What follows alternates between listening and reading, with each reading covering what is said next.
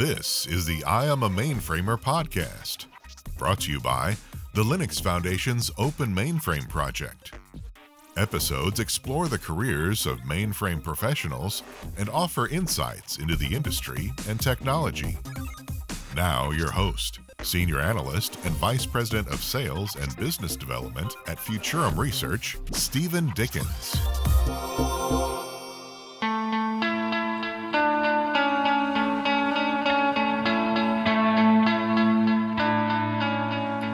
Hello and welcome. My name's Steven Dickens. You're listening to the I'm A Mainframer podcast, brought to you by the Linux Foundation's collaborative project, the Open Mainframe project, which is a collaborative project designed to bring open source to the mainframe platform.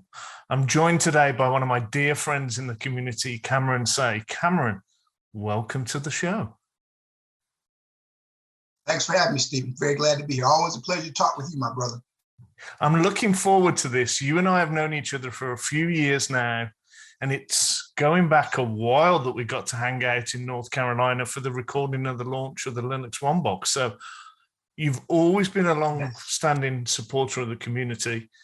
Just let's get the listeners orientated. Introduce yourself. Tell us a little bit about your background and kind of what you're doing, and then we'll just dive straight in from there. Gladly. My name is Cameron Seay. I'm a practicing academic, a troubadour academic. I teach at two universities, East Carolina University and Tennessee State University. I teach mainframe topics. I've been teaching for the last 16, 17 years. Before that, I was an IT person for 21 years. And I distinguish as I teach in a computer science department now, so I make it real clear. I'm not a computer scientist, right? I'm an IT guy, and there's a difference. And if anybody wants to know, wants me to delineate that difference, I'm glad to do it. But to me, there's a clear difference between IT and computer science. Got involved in the mainframe via somebody I think you're familiar with, Stephen, Don Resnick of IBM, back in 2005, January 2005. Been teaching mainframe ever since. I was teaching the historically Black college in the US, North Carolina Central University. And I saw this as a niche that my students could really kind of take over and flourish in. And I found that to be the case. Probably helped over 200-300 students get mainframe jobs. So that's me. That's me. Fantastic. I mean, there's so much to unpick there, Cam, and we'll get into it. Tell us a little bit. We'll go on what you're actually doing today, and then we'll try and sort of unpack that as we go. This is going to be a fantastic conversation. Sure. I'm looking forward to this. So walk me through what a day in the life of Cam Seay looks like, what you're doing today. You mentioned a couple of different colleges there. Just sort of unpack that for us a little bit and get us started. Sure. Be glad to. I've got a great life, and most of it is due to IBM and mainframe. I've got a great life. I do what I want to do. I'm semi-retired now. So a typical day for me is I teach Mondays, Tuesdays, and Wednesdays, right? I teach in the mornings at Tennessee State, teach in the evenings at East Carolina. I teach COBOL at East Carolina, and I teach an intro course in COBOL at East Carolina. And at Tennessee State, I teach COBOL. And so a typical day for me is doing class prep. There's always grading to do, always grading. So if I don't have anything, I never not have anything to do. There's always labs to grade because I give a lot of labs. In between that, I'm also co-chair with Derek Britton, someone you know, of the Open Mainframe Project COBOL Working Group. I've been doing that since I think June of 2020. I'm very, very glad to do that. So there's always duties involved with that. I'm on the board of trustees, governing board of the Open Mainframe Project. So we have regular meetings, and we have meetings in between quarters. And so there's always emails, there's always projects. I've just written a book, working on the second one with some authors. Some of these folks you may know, David Boies, Reg Harbeck, and Carl Eric Stenfors. So we wrote kind of a mainframe primer, ZOS primer, and now we're working on a VM primer, right? This already been published. It's in production now with Kendall Hunt. They're an academic publisher. So working on that. Always writing articles. I do a lot of blog posts. for ASG, for the Open Mainframe Project, for a couple other companies. So that's a typical day in life for me. I've always got stuff to do, stuff that I enjoy. So you're that's a typical day. You're Mr. Energy. It ends up about 1 or 2 o'clock in the morning. Yeah, you're Mr. Energy, Cam. Mr. Energy is the way I describe you. So, a couple of different academic institutions. You mentioned the Open Mainframe project work you do. I'm obviously really familiar with that, but maybe just double click on that for the listeners. You know, I know Derek was actually the last person we had on the show, so that was a great episode. And he sort of picked and picked up the ball and went deep onto the COBOL working group. But I'd love to hear your perspective. Obviously, Derek's coming from a Micro Focus angle. He's coming from a vendor perspective. I know you take a very different perspective on COBOL, and you've touched on it already with some of your academic work. Just give us a view for the listeners, if you would, on what you think that COBOL working group is about and really what it's trying to achieve. You know, really, it was an idea that I think Derek came up with it. Either Derek or Lynn San Lucia, both of whom you know. I don't know who came with it. I didn't come up with the idea, but it was broached, and I said, well, yeah, I think this is a great thing. You know, I think it'd be really good because I was teaching COBOL at the time. And so we shot it, we pitched it to the Open Mainframe project, John Murtick, who's the program manager. And so we were the first working group for the Open Mainframe project. They've got another one now. But and Derek has kind of shaped the direction of that. Because what my role and my goal for the COBOL working group was to ultimate end game is to get COBOL back into the classroom, back into the academic classroom. So that was like a big macro objective of mine. But Derek kind of drilled down and said, well, really we need to understand what COBOL is and what COBOL is doing today, right? So he's kind of driven that part of it. So we see ourselves as like the COBOL information entity, right? That we're going to be the repository of all the information that's relevant to COBOL. Who's using it? How much are they using? How are they using it? Et cetera, et cetera. So we had a survey that is due to be published very soon. I think not Micro Focus. I think Tech Channel is going to publish it. Reg Harbeck has written the survey. Written the write-up about the survey, the analysis of it. Phil Toplinski is kind of the lead analyst on that. And it was a great project. We had 272 respondents. We can talk about the results, sometime in this conversation, but that's done. And so we feel that's a major accomplishment. So now what we're doing is we're trying to work with Sudharshna Srinivasan, whom I think you know, and she's got a COBOL group that they built a course, a free course for COBOL via the Open Mainframe project. So we're trying to work not at cross purposes, but kind of develop some synergy between the two entities because they're separate entities, they're separate groups, separate pieces of the Open Mainframe project. And so we're just trying to promote COBOL because what I've seen in the last 6 months to a year, Steven, is the big boys, Bank of America and girls, Bank of America, Social Security Administration, MetLife, they've seen it doesn't make sense to try to migrate those hundreds of billions of lines of code. It doesn't make sense. It doesn't make sense. And their main pushback, there's nothing wrong with the COBOL. The COBOL is fine. It works day in and day out. Their main issue is they don't think that they're going to be able to find COBOL skills. And one of our roles in the COBOL work is to kind of help make that problem go away. And I do see much, much more communication today between industry, academia, and the students about COBOL and about the mainframe in general, but COBOL specifically, than I've ever had before. So there's every week I get a couple of folks that want me to for money, for a pretty good daily rate, want me to train people in COBOL, right? Now, I was never a COBOL production programmer. I was a programmer in the industry, but not in COBOL, right? But I know the language well enough to teach it. And so I've been teaching for several years. So that's kind of where we are right now. We're in a good space. Everything, all the needles are pointing up in green, and we're just trying to keep the momentum, trying to keep the momentum. We have regular conversations about, I'm always on panel discussions. That was another thing, a day in the life. More often than not, I have a panel discussion that I participate in. More often than not, in a weekly basis, not a daily basis, but a weekly basis. So that's kind of, where I am right now about the COBOL working group and Open Mainframe project. I hope that answers your question. So it does, Cam. And there's a couple of things that you mentioned previously in your introduction, which I'd like to circle back to. You mentioned historically back colleges that you've worked with, and you talked about the numbers of students you've brought through. I know that's a subject you're passionate about, and so am I. How do we get more diversity and more inclusion and bring other maybe not groups that aren't as represented as they should be into the wider mainframe community? I know you're probably one of the best at advocating for that group.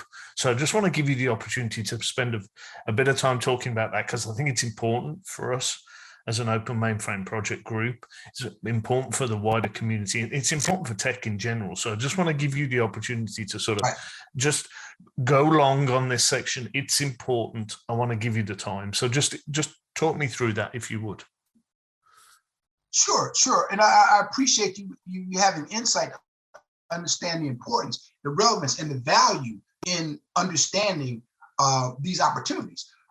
Ever since I first saw this technology, I didn't know anything about the mainframe. I programmed on SAS, on a mainframe, but I didn't know it was a mainframe. I was a SAS programmer, right? I saw that this is an area that can be a niche for the HBCUs. And the reason that's important is because the HBCUs suffer from an inferiority complex and image problems, right? Their product too often, more often than not, is perceived as inferior to the bigger schools. That's just the way it is. Now, sometimes there's some justification for that, because there are some HBCU programs that really aren't doing the best that they can. You have to understand the HBCUs are chronically underfunded and understaffed. For example, I'll give you an example. Tennessee State University. The state of Tennessee owes Tennessee State University today $500 million in money they were supposed to be getting, but they weren't getting it. They were giving it to other schools, right? They weren't giving it to Tennessee State. So that kind of thing. And those types of issues are going to put HBCUs in kind of a bind. So, but there's a silver lining to that, because in the mainframe space, IBM's strategy early on with the academic initiative was to bring in the bigger schools. NC State was supposed to be a flagship in mainframe education, right? Georgia Tech and Virginia Tech. That didn't happen. And it didn't happen not because there's anything wrong with the mainframe technology. It's that NC State doesn't really need to teach mainframe. Georgia Tech really doesn't need to teach mainframe.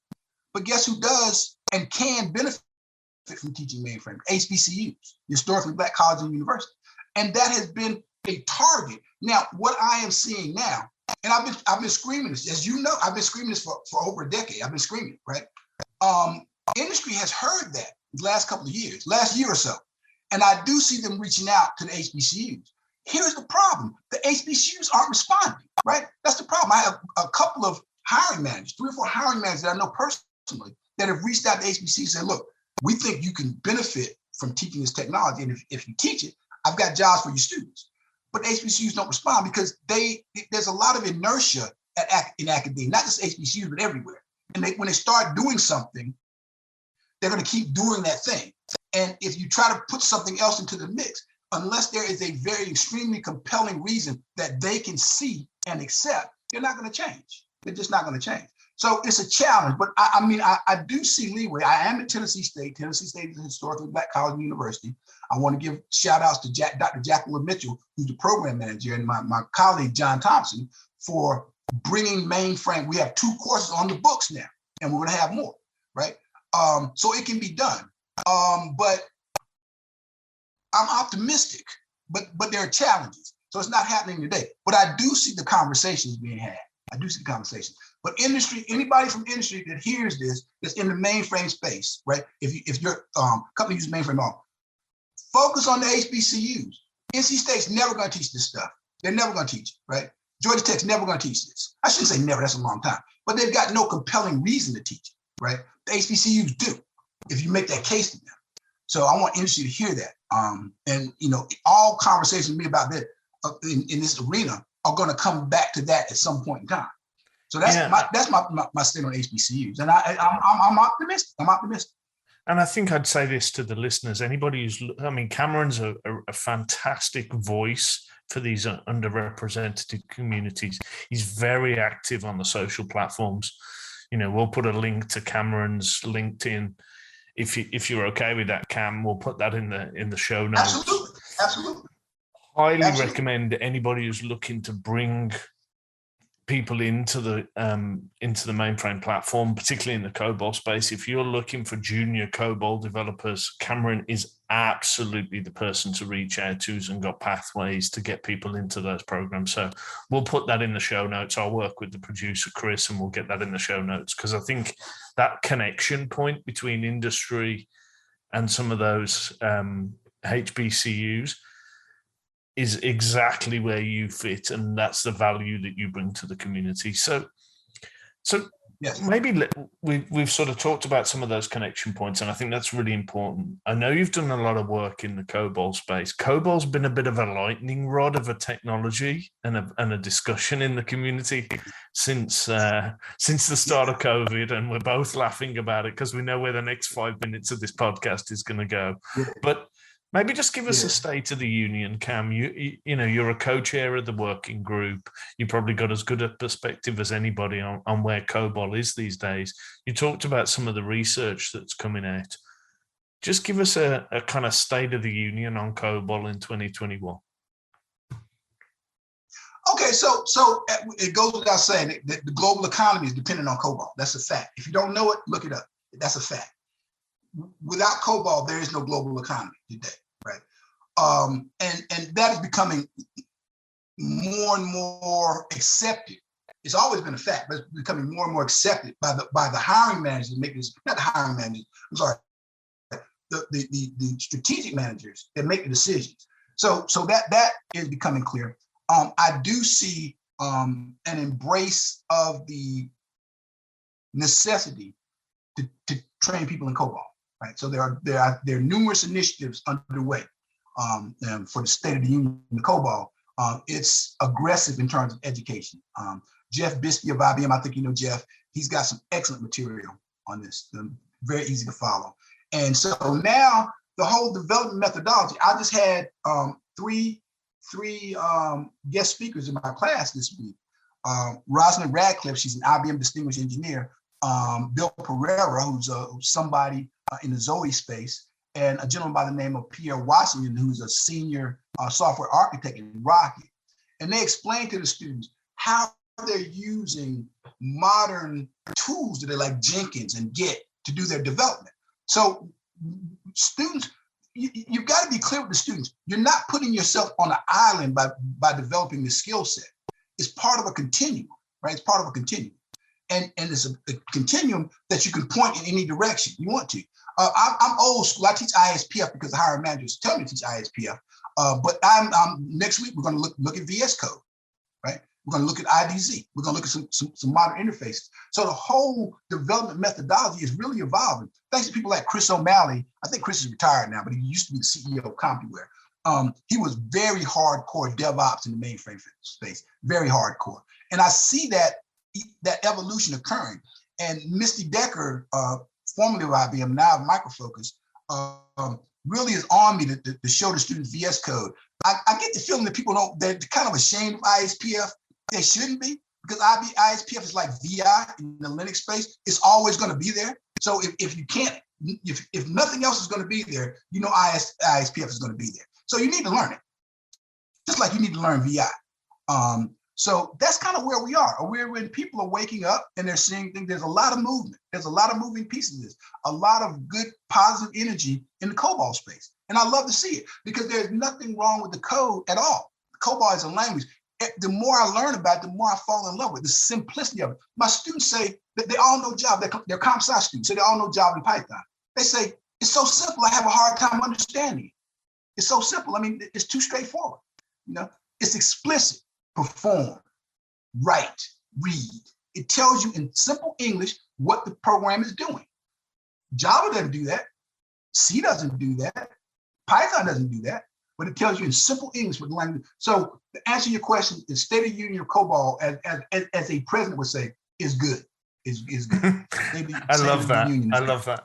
I mean, I think some of the passion comes through, Cam. I mean, and some of those breaking down those perception barriers. You know, you and I have known each other, what is it, 6-7 years now, and I think if people get to spend time with you and I can imagine the students that you've worked with, if they get time to spend with you, they're going to come out of those programs with a broader landscape of horizons.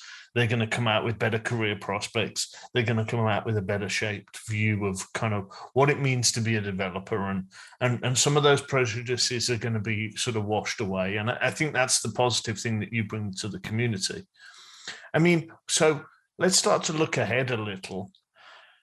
Where do you see the sort of next sort of 12 months for the COBOL working group particularly? I'm going to ask you about the mainframe as we look towards wrapping up, but I'll ask you a little bit more specifically now. Where do you see COBOL?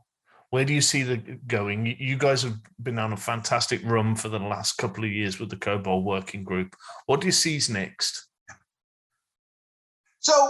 So a further integration to a heterogeneous infrastructure, making it a better, a more acknowledged part of what business is doing. Because I tell my students, I said, now, even though you may not be applying for a COBOL job at Bank of America or Wells Fargo or somewhere else, the mere fact that you know COBOL, you understand COBOL, means you understand a big part of the way they do business. You understand what their business is based on, even if you're not going to work in it. So that's an advantage. Like I said, further integration, development of tools. There's going to be tools. One of the things that Derek Britton has wanted us to do, and we just hadn't had the bandwidth to do it, is develop tools that integrate seamlessly with other pieces, like a COBOL tool that works with Get, for example. I don't know of one, right? I don't know of one. The way Jenkins does. Jenkins works with Get. So tooling, I see more and more tooling. Now, I don't know where the new processor, where the new Telum processor fits into this, but I know it fits somewhere. And I know COBOL is going to exploit some of those advantages that Telum brings. I don't know. I'm not an engineer. I don't know kind of what that is. I just know how IBM does things. So I see that as an advantage. And I see it becoming more of a factor in things like IoT. And now this is more mainframe general than COBOL, but COBOL is involved in this too. IoT and blockchain and technology that's ancillary to the COBOL space. Just further integration, more understanding, and I think more and more students are going to understand how COBOL fits into the overall landscape. So it's not kind of this anomaly or this exotic thing that's over there that nobody really understands. So, and I tend to agree with that perspective, Cam.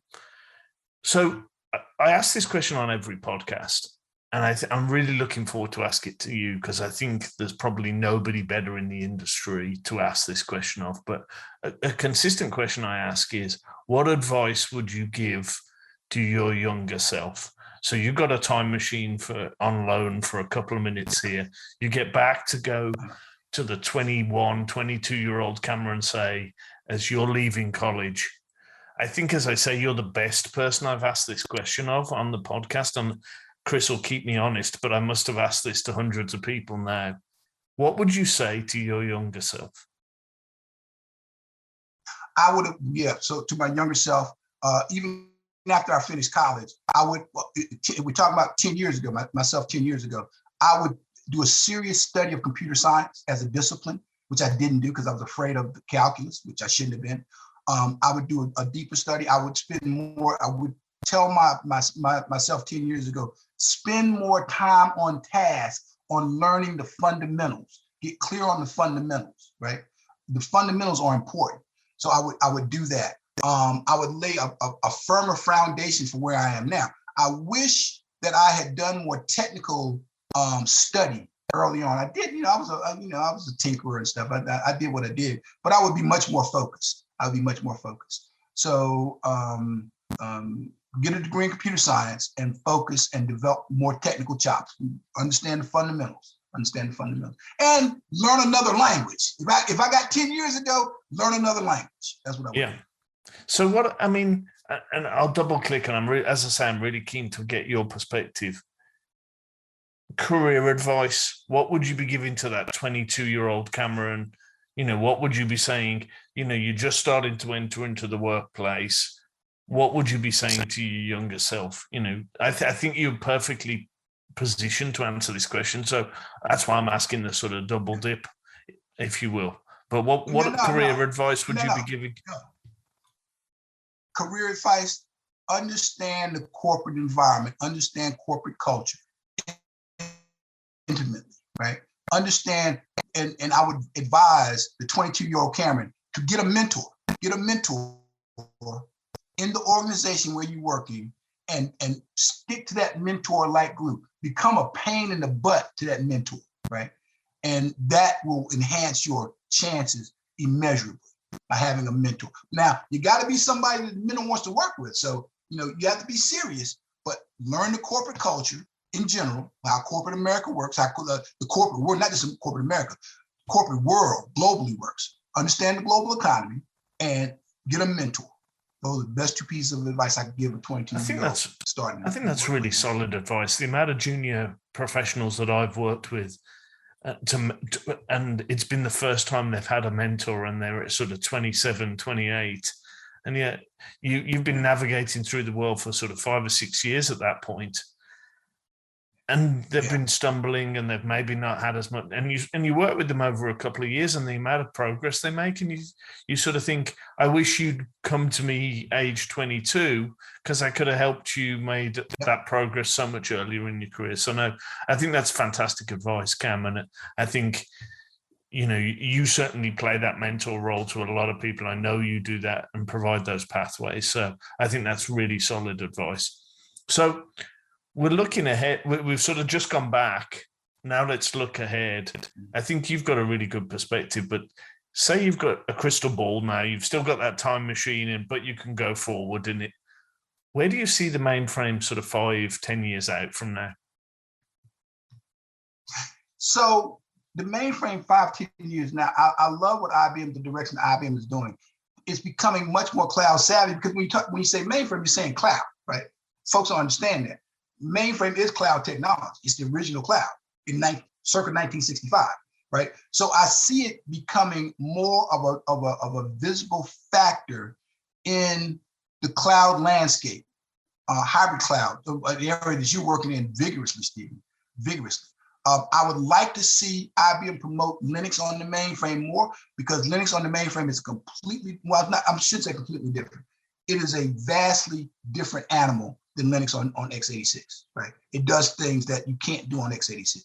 So I would like to see that happen. I believe it's going to happen. You asked me what I think is going to happen. I believe it's going to happen. Again, becoming more cloud savvy. It just becoming, because what I'm seeing now is I've never had a problem with all my classes. 100% of the students have never heard of I should say 100%. Better than 95% of the students have never heard of the mainframe before the class.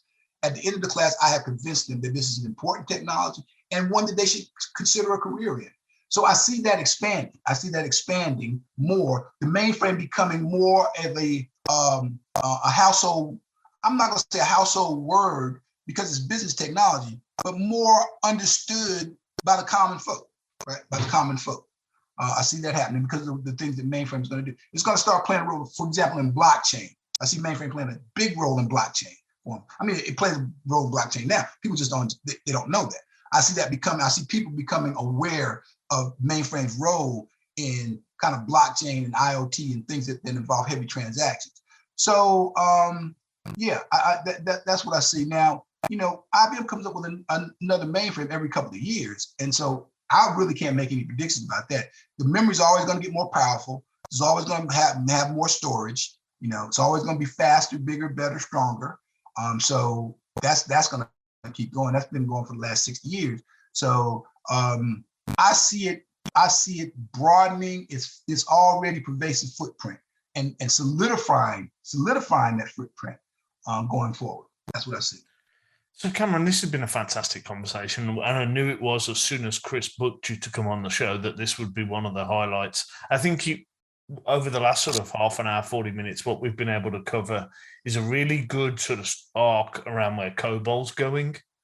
You've given us a really good view of some of the pathways that underrepresented groups can get into the technology, talked about just the student experience in general, and given, I think, some of our younger listeners a lot to take away from the conversation.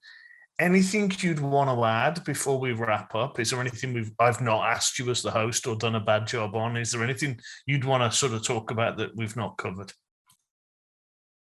Well, I would just reiterate something I said earlier to industry.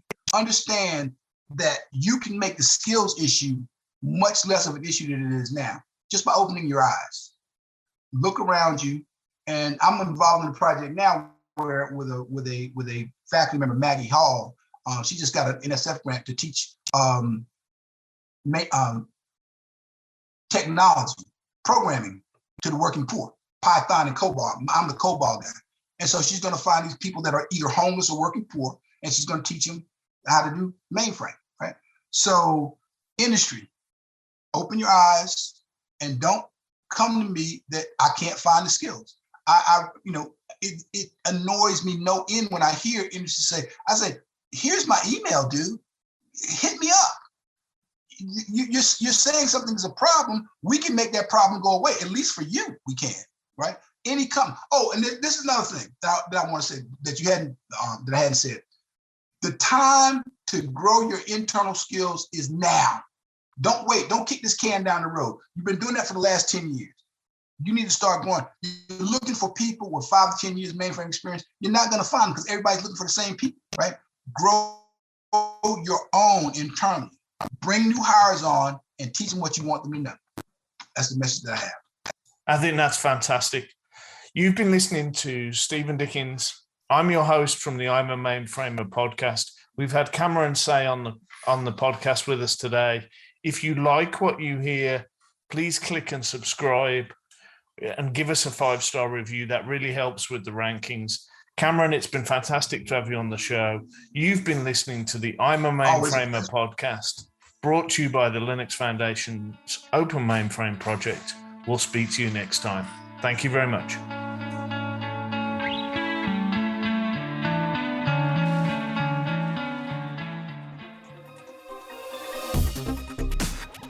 Thank you for tuning in to I Am A Mainframer. Liked what you heard? Subscribe to get every episode, or watch us online at openmainframeproject.org. Until next time, this is the I Am A Mainframer podcast. Insights for today's mainframe professionals.